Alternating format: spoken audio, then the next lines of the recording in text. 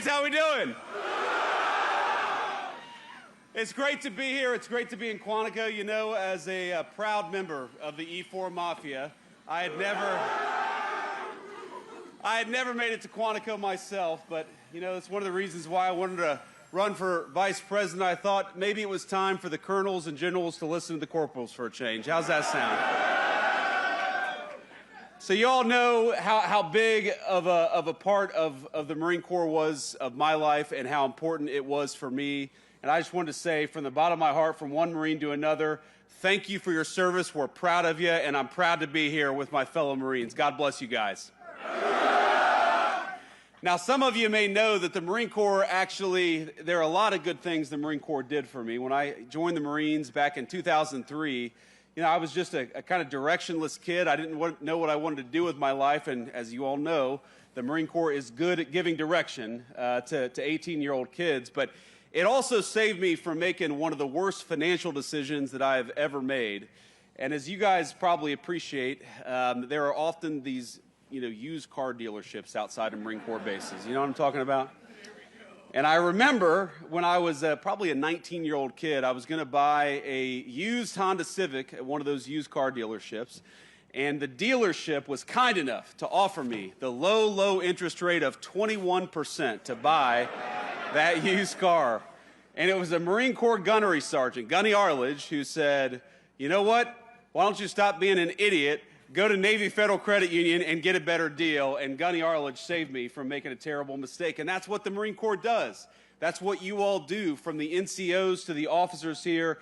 You guys help form our young people into United States Marines. And that is, I think, the best thing the Marine Corps does for the United States of America. I'm proud of all of you. As General Chuck Krulak said, the Marine Corps does two things. It wins battles, it wins wars, and it makes Marines. And that's a pretty good damn thing to do for the United States of America. So I'm proud of you guys. I'm proud to be here. I'm proud of what you do. And most of all today, I'm proud that I think under new leadership, the Marine Corps and the entire United States military is headed in the right direction. And that's why I'm here today, to talk a little bit about what we're going to do, talk a little bit about President Trump's vision for the United States military, and importantly, after I do that and I serve some chow at the chow hall, I'm going to go shoot some guns, right? So here's the thing. Under President Trump's leadership, we believe in a very simple principle. We don't care who you are, where you came from. We don't care what skin color you are. We care about excellence, and we care about patriotism. And if you are awesome and you are a patriotic young Marine, then we are going to do everything that we can to make you the most lethal fighting force the world has ever seen, and that is what we're doing every single day.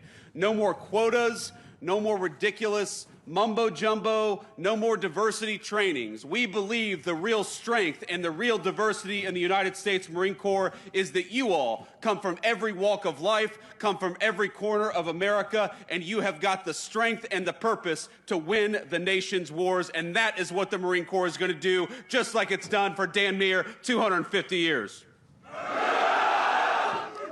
Now, speaking of that, as my dear friends, and as a lot of you know, well, maybe you don't, because a lot of young faces out here. That's the thing. You know, I'm 40 years old now, and I realize that compared to when I joined the Marine Corps, I'm an old-ass man now. But here's the thing. The best friends that I've ever made in my life, I've made in the Marine Corps. People who came to my vice presidential inauguration and the president's inauguration just a couple of months ago are people that I first met in boot camp, or first met in follow-on school, first met at my first duty station. People who have held my children when they were little babies.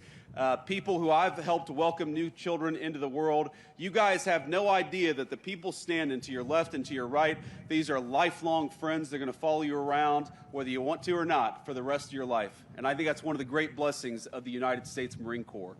And one of the things I learned from my great Marine friends, they remind me, is that this November, of course, our great Corps is going to celebrate 250 proud years.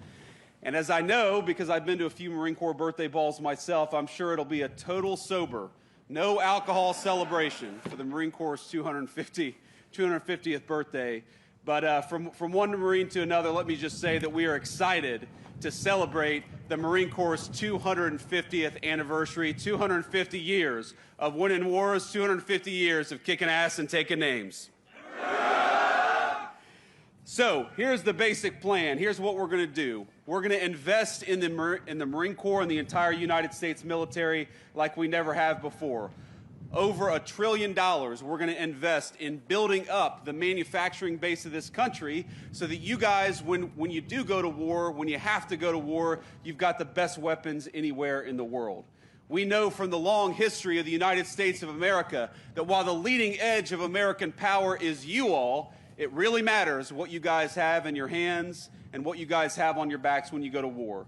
And so I promised you, from the President of the United States, we are going to send you, if we have to send you to war, with the best equipment, the best ammunition, the best weapons, and we are going to empower you guys to win when you have to. That's the purpose of the United States Marine Corps, am I right?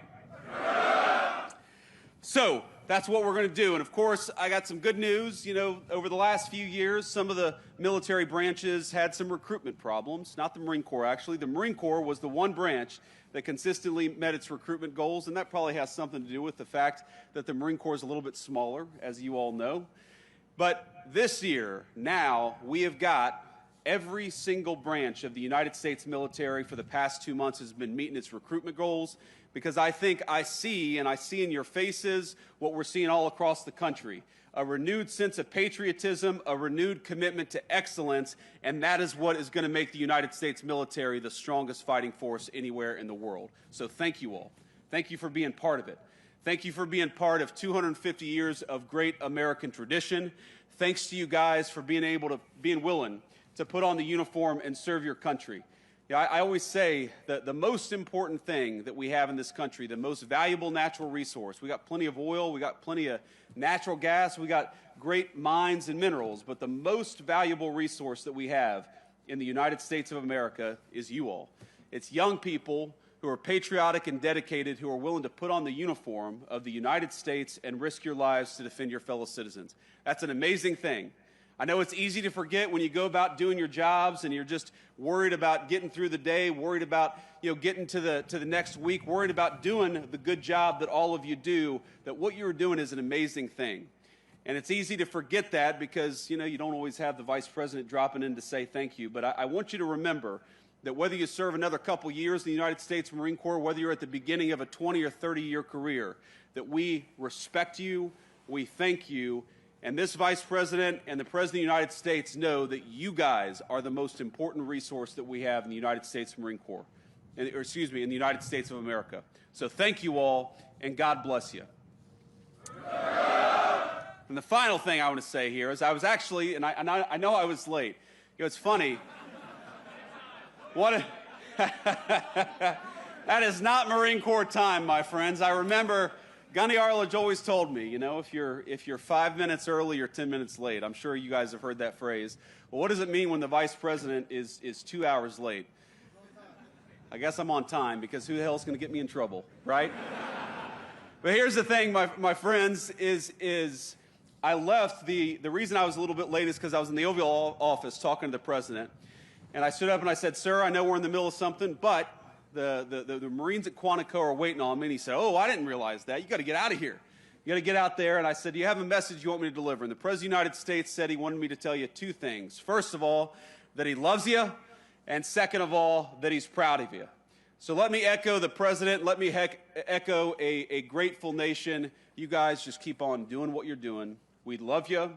We're proud of you. And we're going to support you every single step of the way. God bless you, Marines. Semper Fidelis.